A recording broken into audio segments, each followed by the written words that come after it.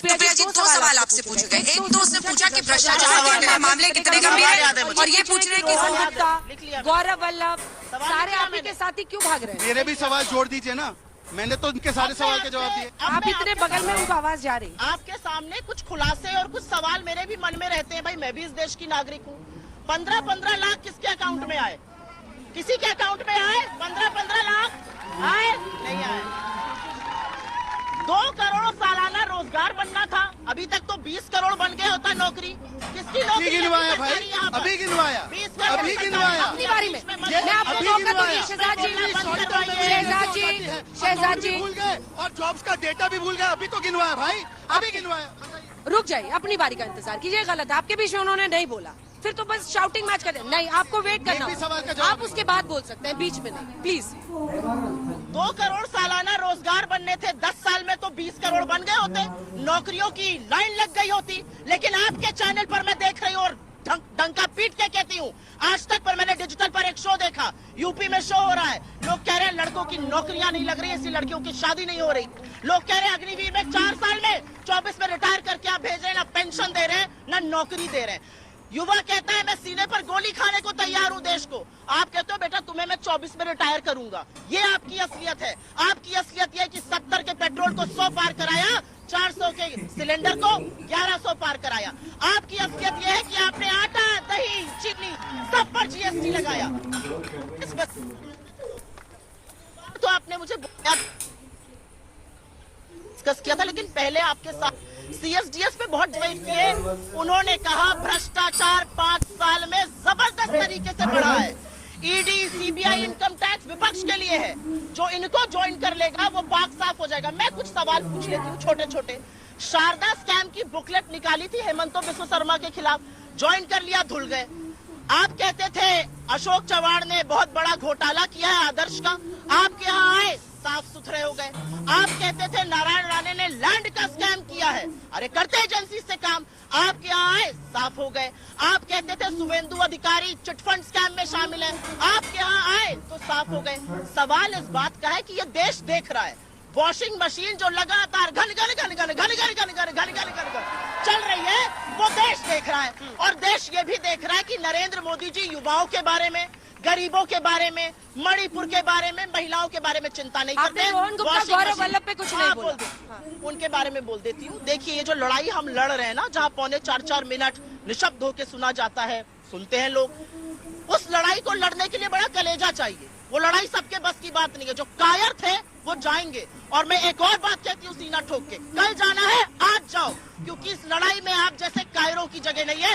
इस लड़ाई में जो सीना ठोक कर और गोली खाने की इबादत रखता है, उसकी जो कल तक आपके साथ था उसको कायर बोलने में आपको जरा भी हिचक बिल्कुल भी नहीं। बिल्कुल भी नहीं। केस है उनके खिलाफ, किस डर से गए हैं वो? आपने तो रोहन गुप्ता को टिकट भी दिया था। नहीं, सत्ता की लोलुपता, सत्ता की लोलुपता, सत्ता का मलाई चाटना बहुत लोगों को अच्छा लगता है। सत्ता की मलाई खाकर ही तो ज्योतिरादित्य जी वहां गए, कोई प्रेम थोड़ी हो गया। अगले सवाल पे छोटा सा जवाब, फिर आपके पास जा रही हूँ। अपना भी टाइम गिनिएगा सुप्रिया जी, अपना टाइम आप गिनती नहीं है। सवाल तो ये कि कौन कन्विंस करता है जनता को, इस पर है बात। आप कौन जनता को कन्विंस कर पाता है, अपनी तरफ ला पाता है, किसके बोलने से वोट में इजाफा होता है। शहजाद पूनावाला, उनकी पार्टी को आप घेर रही है नौकरियों पर। सवाल है कि आपका टेम्पलेट क्या है? जनता कैसे भरोसा करे कि कांग्रेस आएगी तो नौकरियों की बौछार हो जाएगी? हिमाचल प्रदेश का सवाल है, जहां पर 1 लाख नौकरियों की बात हुई थी, सरकारी नौकरियों की, और फिर मुख्यमंत्री उससे पीछे हट गए। ये हमारा मैनिफेस्टो है। और हमारी सरकार सिर्फ हिमाचल में ही नहीं है, हमारी सरकार कर्नाटक में है, हमारी सरकार तेलंगाना में है। हमने गृह ज्योति, गृह लक्ष्मी से लेके गिग वर्कर्स के लिए जो वहाँ पे काम किया है, वो एक टेम्पलेट बनी है। ये मैनिफेस्टो उठाइएगा और देखिएगा कि किन 5 स्तंभों पे हम बात करते हैं। हम आप जैसी लड़कियों के लिए, आप जैसे युवाओं के लिए अब 30 लाख सरकारी नौकरी, 1-2 सवाल नहीं, 1-2 सवाल प्लीज, पक्की होने की, 50% नौकरियों में महिला के लिए आरक्षण। ऐसे लड़ते हैं मुझसे कि उन्होंने 2 लाइन ज्यादा बोला, उन्होंने 3 मिनट बोला। नहीं अंजना जी, एक वाक्य, अंजना जी एक वाक्य तो बोलने दीजिए।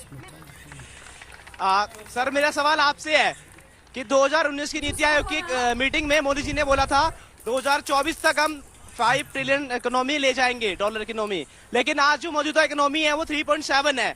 तो कहाँ गई इकोनॉमी? अभी तक 5 ट्रिलियन करोड़ डॉलर 24 इकोनॉमी में क्यों नहीं नहीं? 22 में लाने वाले थे, 22 में। सवाल आपसे जवाब सुनिए। मेरा सवाल ऑपोजिशन से है। मैम, जैसे आपने बोला कि जो ईडी और सीबीआई है वो मोदी गवर्नमेंट के बीजेपी ने बैठा है वोटिंग करने के लिए। भैया ऐसा है, माइक आपके पास है नहीं, आप लोगों का मैं बहुत जवाब नहीं दे पा रही। एक सेकेंड, ये सभी कॉलेज के बच्चे जिन्हें हमें बुलाया है, प्लीज ये गलत तरीका है। सुप्रिया पे नहीं नहीं नहीं, जनता पर सवाल मत खड़े उनके कीजिए। काबिलियत पर आपसे मैं भरोसा कह रही हूँ, नहीं है डायरेक्ट क्या? बात मत कीजिए please. Wait for the mic. आप इधर ही आ जाइए, डिबेट कीजिए, आइए।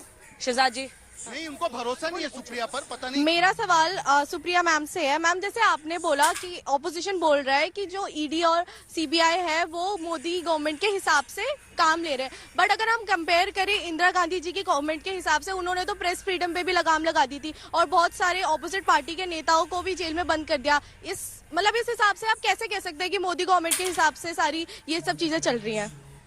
मुझे नहीं पता आपकी उम्र क्या है। कि 21 साल की लड़की है, उसका नाम है दिशा रवि। वो क्लाइमेट एक्टिविस्ट है, वो क्लाइमेट एक्टिविज्म पे काफी बात करती है। उसको दिल्ली पुलिस, अमित शाह की दिल्ली पुलिस पकड़कर दिल्ली ले आई थी क्योंकि उनको लगता था वो एक अंतर्राष्ट्रीय साजिश का हिस्सा है। और जब तथ्य नहीं मिले तो दिल्ली पुलिस को दुम दबाकर उसको छोड़ना पड़ा, कोर्ट के अंदर मानना पड़ा। उनके पास कोई तथ्य और सबूत नहीं थे। ये डर है इस सरकार का। और आपने एक अच्छी बात पूछी, आपने स्वतंत्रता अभिव्यक्ति की बात पूछी। आप लोग पता नहीं कितने लोग बच्चे यहाँ से मैक्लोडगंज या लद्दाख या ऐसी जगह गए हैं। मैं आपसे एक बात पूछती हूँ, लद्दाख ले कभी जाइएगा तो वहां पर एक व्यक्ति है सोनम वांगचुक। आपने सबने 3 इडियट्स देखी होगी। 3 इडियट्स में जो आमिर खान का किरदार है वो उन पर ही आधारित है। सोनम वांगचुक ने 21 दिन का फास्ट किया, 21 दिन का व्रत किया। लद्दाख की जनता सड़कों पर है आज की तारीख में। 3 लाख की जनता है, 10% लोग आज भी सड़क पर हैं और कहते हैं कि चीन घुस आया है, हमारे चरवाहे जा नहीं पा रहे हैं, सरकार को 6 शेड्यूल में हमें शामिल करना चाहिए। उनकी बात तो करना दूर, उन पर कोई डिबेट नहीं है। प्रधानमंत्री मोदी को कोई फर्क नहीं पड़ता कोई जिए या मरे, चाहे मणिपुर हो और चाहे लद्दाख हो। ये मोदी जी की असलियत। बच्ची का सवाल है, इमरजेंसी